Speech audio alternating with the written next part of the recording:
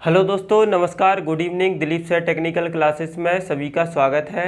आज का हमारा लेक्चर नंबर 4 है और इस लेक्चर में हम पढ़ेंगे विद्युत झटका लगने का कारण। तो आइए आज का लेक्चर स्टार्ट करते हैं।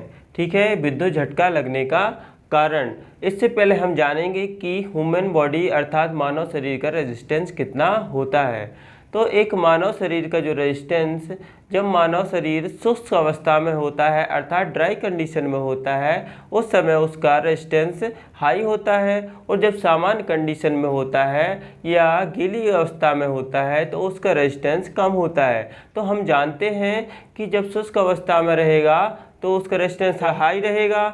तो हाई रहेगा तो कितना हाई रहेगा, और जब सामान्य कंडीशन में होगा तो कितना उसका रेजिस्टेंस होगा। तो सबसे पहले हम ये जानते हैं। तो मानव शरीर का रेजिस्टेंस, मानव शरीर का प्रतिरोध, ठीक है। तो जब प्रतिरोध शुष्क अवस्था में देखा जाता है, जब ह्यूमन बॉडी का अर्थात मानव शरीर का रेजिस्टेंस शुष्क अवस्था में देखा जाता है तो शुष्क अवस्था में इसका रेजिस्टेंस बहुत ज़्यादा होता है।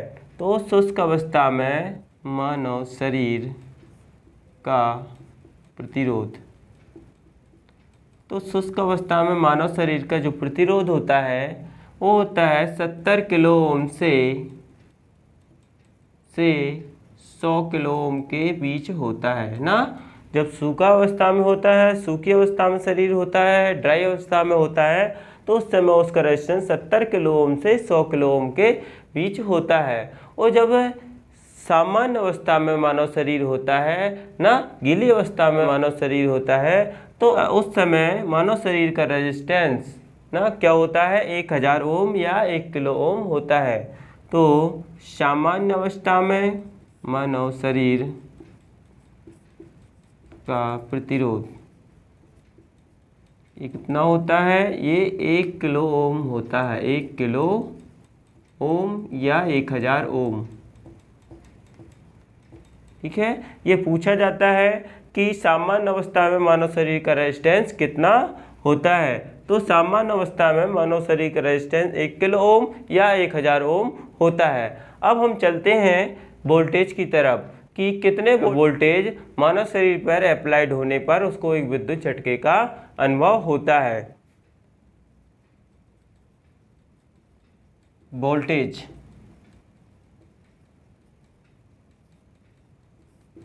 ठीक है, वोल्टेज जब मानव शरीर पर 90 वोल्ट से अधिक वोल्टेज अप्लाई होती है तो उसको एक विद्युत झटके का अनुभव होता है। लेकिन जब मानव शरीर पर 90 वोल्टेज से कम वोल्टेज अप्लाई होती है तो उस पर विद्युत झटके का अनुभव नहीं होता है। ठीक है, तो 90 वोल्टेज ना, जब मानव शरीर पर 90 वोल्ट, ये 90 वोल्ट से अधिक वोल्टेज आरोपित होती है तब उसको विद्युत झटके का अनुभव होता है, और 90 वोल्टेज से कम वोल्टेज पर उसको विद्युत झटका नहीं लगता है। अब हम देखते हैं कि कितने मिली एम्पीयर की करंट को मानव शरीर अच्छे से अर्थात सुरक्षित रूप से सहन कर सकता है।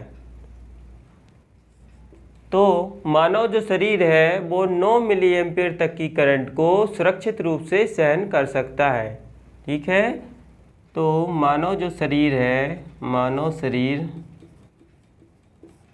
9 मिली एम्पीयर तक की करंट को सहन कर सकता है, सहन कर सकता है। ठीक है, तो मानव का शरीर 9 मिली एम्पीयर तक की करंट को सहन कर सकता है, अर्थात 9 मिली एम्पीयर की यदि करंट मानव के शरीर में प्रवाहित हो जाती है तो उस पर कोई प्रभाव नहीं पड़ता है, अर्थात मानव का शरीर वहाँ पर सुरक्षित बना रहता है। लेकिन यदि आपसे पूछ लिया जाए कि अधिकतम कितनी सुरक्षित करंट को मानव का शरीर सहन कर सकता है, तो एक एग्जाम में एक क्वेश्चन पूछा गया था कि मानव का शरीर कितनी अधिकतम करंट को सहन कर सकता है। तो मानव का शरीर जो है वो 15 मिली एम्पीयर तक की करंट को सहन कर सकता है ना। ठीक है। मानव का शरीर 15 मिली एम्पीयर तक की करंट को अधिकतम करंट कितना है 15 मिली एम्पीयर, अधिकतम जो करंट है 15 मिली एम्पीयर है। तो मानव का शरीर 15 मिली एम्पीयर तक की अधिकतम करंट को सहन कर सकता है, अधिकतम करंट को सहन कर सकता है। अब हम देखें कि यदि 15 मिली एम्पीयर से 20 मिली एम्पीयर की करंट मानव शरीर में प्रवाहित होती है तो उसका क्या प्रभाव पड़ता है। 15 मिली एम्पीयर से 20 मिली एम्पीयर 15 मिली एम्पीयर से 20 मिली एम्पीयर की करंट यदि मानव शरीर में प्रवाहित होती है तो वहाँ पर उसको एक विद्युत झटके का अनुभव होता है तो यहाँ पर उसको विद्युत झटके का अनुभव होगा, विद्युत झटके का अनुभव होगा। ठीक है, तो 15 मिली एम्पीयर से 20 मिली एम्पीयर पर विद्युत झटके का अनुभव होता है। अब हम देखते हैं कि 20 मिली एम्पीयर से 30 मिली एम्पीयर यदि मानव शरीर के प्रवाहित होती है मानव शरीर पर तो क्या प्रभाव पड़ता है एक मानव शरीर पर। तो जब 20 मिली एम्पीयर से 30 मिली एम्पीयर की करंट मानव शरीर में प्रवाहित होगी तो उस समय उसका श्वसन तंत्र अवरुद्ध हो जाता है तो ध्यान रखिएगा 20 मिली एम्पीयर से 30 मिली एम्पीयर की करंट यदि मानव शरीर में प्रवाहित होगी तो उसका श्वसन तंत्र अवरुद्ध हो जाएगा। तो श्वसन तंत्र अवरुद्ध हो जाता है अर्थात श्वसन तंत्र अवरुद्ध हो जाता है अर्थात उसको सांस लेने में दिक्कतों का अर्थात समस्याओं का सामना करना पड़ता है।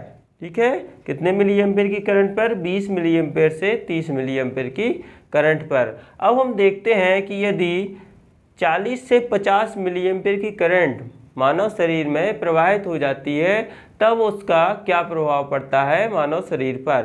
तो 40 मिली एम्पीयर से 50 मिली एम्पीयर 40 मिली एम्पीयर से 50 मिली एम्पीयर की करंट यदि मानव शरीर में प्रवाहित होती है तो उस समय उसकी मांसपेशियों में सिकुड़न आ जाती है। क्या होता है, मांसपेशियों में सिकुड़न आ जाती है। ठीक है, तो 40 मिली एम्पीयर से 50 मिली एम्पीयर पर मांसपेशियों में सिकुड़न आ जाती है। यदि मानव शरीर में 80 मिली एम्पीयर से अधिक करंट प्रवाहित होती है तब क्या होता है तो 80 मिली एम्पीयर या अधिक यदि मानव शरीर में 80 मिली एम्पीयर या उससे अधिक करंट प्रवाहित होती है तो वहाँ पर हृदय की धड़कन रुक जाती है। तो हृदय की धड़कन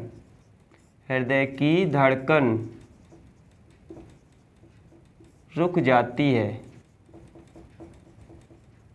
तो हृदय की धड़कन कितने मिली एम्पीयर पर रुकेगी तो 80 मिली एम्पीयर पर हृदय की धड़कन रुक जाएगी। अब हम देखते हैं कि कितनी करंट पर मानव शरीर जल जाता है अर्थात उसकी त्वचा जल जाती है। तो 200 मिली एम्पीयर पर मानव त्वचा जल जाती है, मानव शरीर की त्वचा जल जाती है, त्वचा जल जाती है। ठीक है, तो 200 मिली एम्पीयर पर या उससे अधिक तो 200 मिली एम्पीयर पर या अधिक मिली एम्पीयर पर मानव शरीर की त्वचा जल जाती है अर्थात शरीर जल जाता है। तो इस प्रकार से इनको याद रखना है, पूछा जाता है, अनेक एग्जाम में पूछा जाता रहा है और आगे भी पूछा जा सकता है। तो आज का लेक्चर छोटा सा था और आज के लिए इतना ही। इसके बाद हम पढ़ेंगे परमाणु संरचना और परमाणु संरचना के बाद पढ़ेंगे हम चालक अचालक को। तो आज के लिए इतना ही। Thank you.